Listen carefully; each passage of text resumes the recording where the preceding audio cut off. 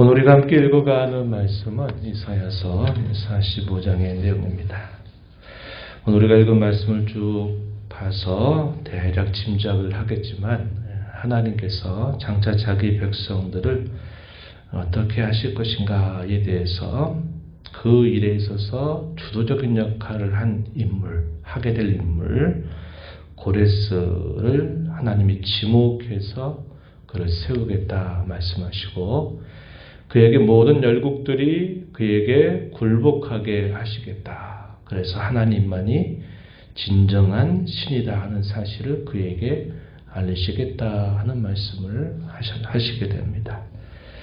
이사야 선지자가 예언한 때로부터 한 얼마 정도의 시간이 흘러서 이 일이 성취가 되느냐. 150년이 딱 지나서 이 말씀이 그대로 성취가 되게 됨을 우리는 알게 됩니다. 그러면서 그렇게 행하시는 하나님은 이 모든 만물을 주관하시는 하나님이시다.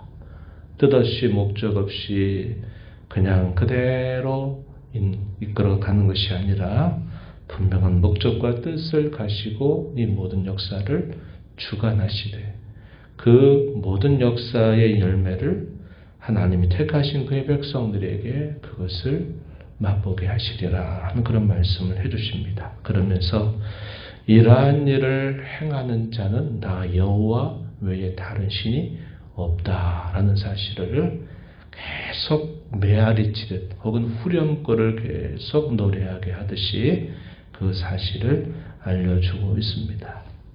하나님께서 자신이 누구이신가를 이사야서 후반에 오게 되면 매우 구체적으로 자세하게 하나하나를 다 알려주시고 계심을 보게 됩니다.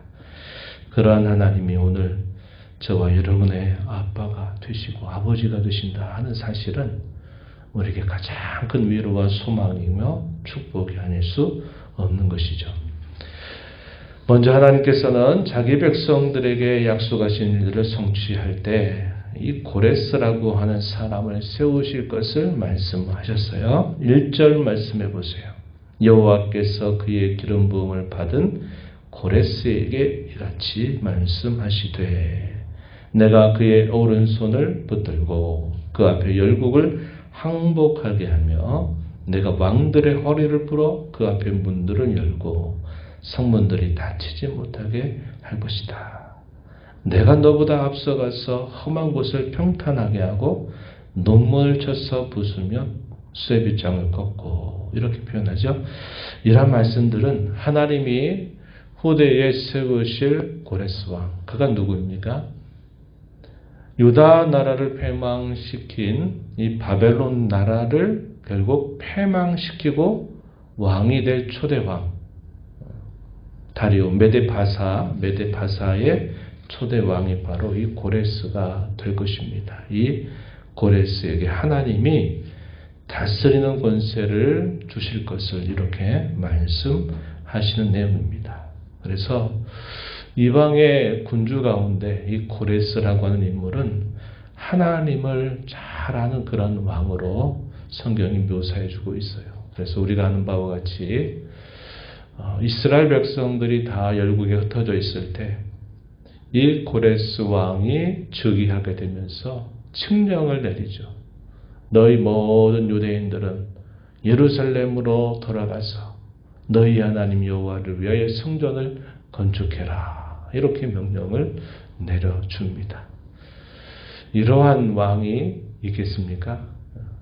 이스라엘 백성들이 섬기는 여호와 하나님의 명령을 전하면서 그들로 다 아무런 대가 요구하지 않고 너희 땅으로 돌아가라고 하는 명령을 내리게 되죠. 하나님은 이 일을 약 150여 년 전 선지자 이사야를 통해서 이 예언을 매우 구체적으로 예언해 주고 계심을 보게 됩니다. 그에게 모든 열국들이 항복하게 할 것이고 그 모든 나라들이 결국은 이 고레스의 나라 앞에 다 굴복하게 될 것을 하나님께서 말씀을 하셔요. 이렇게 고레스를 지명해서 그에게 이런 권세를 주시는 목적은 4절에 보면요. 하나님께서 택한 백성 이스라엘을 위한 것이다. 이렇게 말씀을 하십니다. 그리고 그 왕을 공의로 그를 일으키겠고 모든 길을 굳게 해줄 것이다. 라고 하나님께서 이 고레스를 향한 예언의 말씀, 약속의 말씀을 주고 계십니다. 그래서 그 군주가 절대적인 힘을 갖게 되는데 그 군주는 만군의 여호와 이스라엘 하나님을 높이는 자가 되게 하심으로 세상의 군주가 가장 귀하게 여기는 그 신이 바로 이스라엘 하나님 여호와이심을 그에게 보일 것이다 라는 사실을 말씀해 주고 있습니다. 여호와 하나님이 누구이신가 스스로 자신을 계속 알려주십니다. 그래서 우리가 읽었던 5절 말씀 보시면은 이 표현이 계속 반복되죠. 나는 여호와라. 나 외에 다른 이가 없나니 나밖에 신이 없다. 이렇게 표현하죠. 여호와 외에 다른 신이 없다. 우리가 십계명 가운데 제1계명에 관하여 오늘 우리가 읽은 이 말씀의 내용에서는 계속 하나님이 말씀하고 계심을 보게 됩니다. 6절에서도 18절, 21절, 22절 우리가 읽은 바와 같이 여러 곳에서 하나님만이 유일한 신이다. 하나님만이 자기 백성의 유일한 구원자이시다 라는 사실을 거듭 강조합니다. 그 하나님은 어떤 분이시냐 7절 말씀에 보면은 이렇게 표현해요. 나는 빛도 짓고 어둠도 창조한다. 나는 평안도 짓고 환난도 창조한다. 빛과 어두움을 창조한다. 이 말은 빛과 어두움을 주관하신다는 말이죠. 그것을 의미적으로 또 이렇게 풀어서 설명해 줍니다. 평안과 환난도 하나님이 다 주관하신다. 빛과 어둠이라고 하는 말의 의미를 이렇게도 설명해 주신 거죠. 평안과 환난이다. 빛이라고 하는 이미지를 평안으로 그리고 어두움이라고 하는 이 이미지를 환난으로 이렇게 언급하면서 하나님은 그 모든 일들을 주관하시는 분이다. 이렇게 표현해 주고 있습니다. 이 표현이 대단히 중요한 표현이에요. 하나님이 누구이신가? 우리 인생을 살아가는 모든 동안에 빛과 어둠에 관한 모든 일들을 하나님이 주관하신다. 하나님은 주권적인 섭리자이시다라는 사실을 이것을 통해서 분명하게 말씀해 주십니다. 8절 이어서 한번 보세요. 하늘이여 위로부터 공의를 뿌려라. 구름이여 의를 부르라. 땅이여 열려서 구원을 싹트게 하라.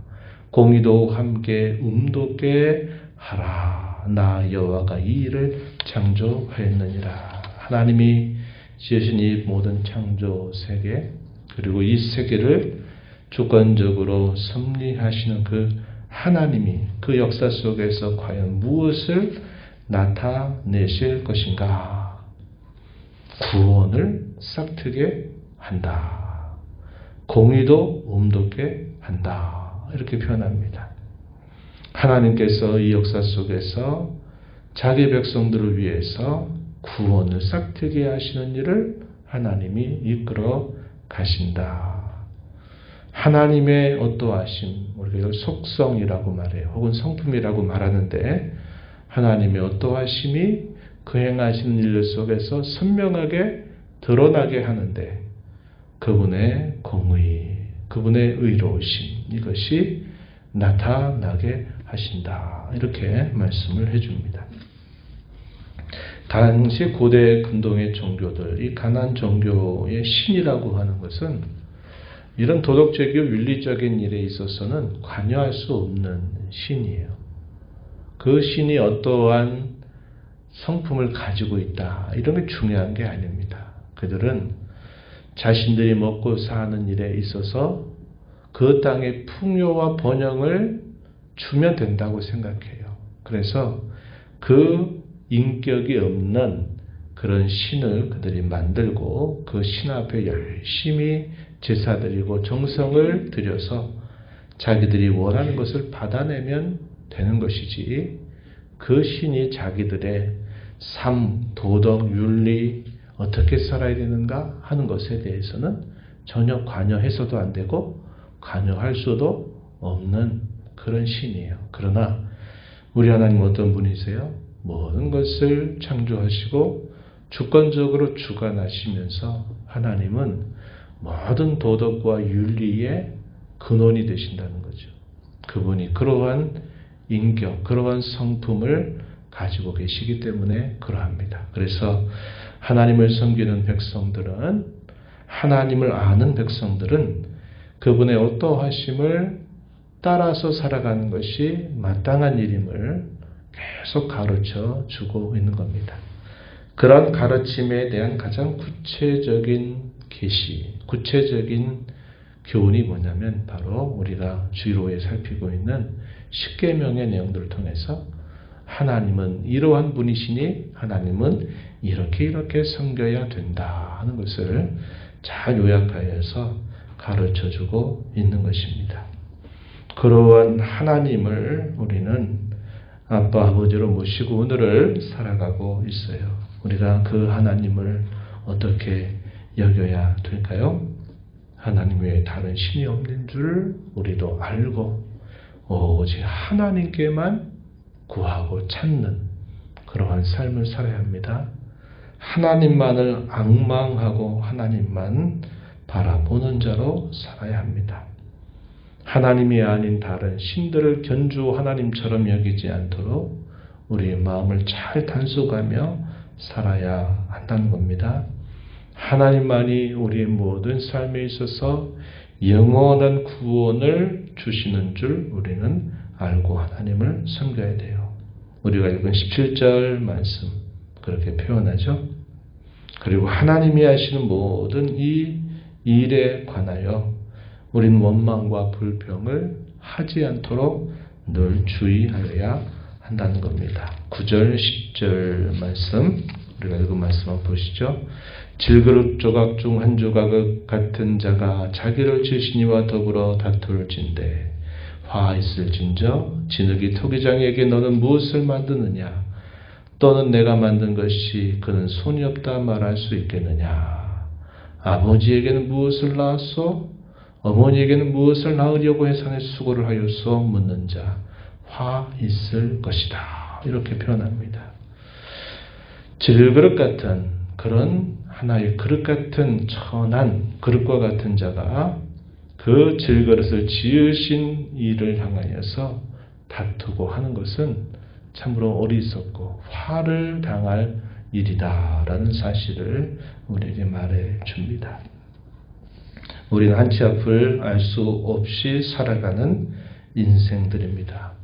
하나님은 우리의 미래에 관한 이 모든 것을 아실 뿐만 아니라 다 그것을 주관하시고 그것을 이끌어 가시는 우리의 아버지가 되십니다. 그러므로 우리는 우리의 짧은 시각과 우리의 짧은 생각 그리고 우리의 조급한 마음으로 인하여 하나님이 우리에게 약속하신 것에 대하여 원망하거나 불평하는 자세를 멀리해야 되고 하나님이 그의 때를 따라서 약속하신 바를 반드시 이루어 주실 분으로 여기고 하나님께만 구하고 찾고 하나님만 섬기는 그의 자녀들로 살아가야 되겠습니다.